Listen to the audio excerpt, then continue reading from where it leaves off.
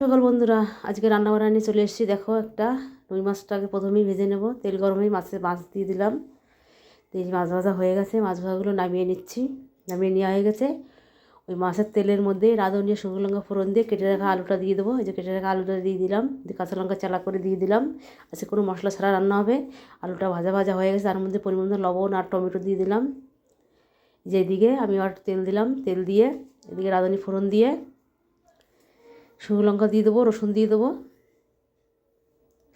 দিয়ে এবার কেটে রাখা আলুটা দিয়ে দেবো। এই যে কেটে রাখা আলু দিয়ে দিলাম, কাঁচা লঙ্কা চালা করে দিয়ে লবণ দিয়ে সুন্দর করে ভেজে নেব। আবার এদিকে চলে আসলাম সেই তরকারিটার দিকে। এবার হলুদ দিয়ে সুন্দর করে নেড়ে নেব। নিয়ে এখন পরিমাণ মতন জল দেবো। আর এদিকে সেই তরকারিটা রসুন দিয়েছিলাম, ওই তরকারিটা দেখো, এদিকে ওই তরকারিটা ফুটছে। দেখো, এটা বেগুনি তরকারি ছিল। এর মধ্যে ঝোল ফুটে গেছে, ভেজে রাখা মাছটা দিয়ে দিলাম, বেগুন দিয়ে দিলাম। আর এদিকে আলুটা ভাজা ভাজা হয়ে গেছে। এখন পরিমাণ মতন হলুদ দেবো, দিয়ে এখন একটু জল দেবো।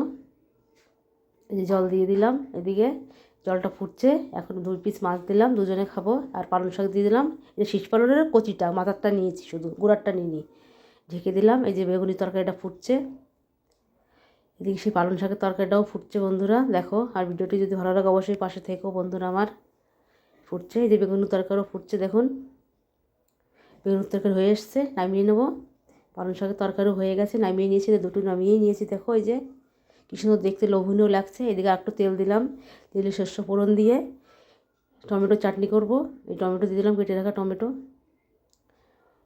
যে ভাজা ভাজা হচ্ছে। আর এদিকে আরেকটা কড়াইতে তেল দিয়ে শুকনো লঙ্কা কালো জিরে ফোড়ন দিয়ে পেঁয়াজ আর সিম কেটে দিয়ে দিলাম। তার মধ্যে কাঁচা লঙ্কা টমেটো দিয়ে লবণ দিয়ে সুন্দর করে কষে নিচ্ছি। এই টমেটোটা একটু চেপে চেপে দিলাম, হলুদ দিলাম, পরিমাণ চিনিও দিয়ে দিয়েছে। যে দেখুন, সিমটা একটু নেড়ে দিলাম, সিমে জল দিয়েছিলাম সিদ্ধ করার জন্য। দিয়ে সিমটা নাড়িয়ে দিচ্ছি। আবার সিম ভাজাটা হয়ে গেছে, চাটনিটা হয়ে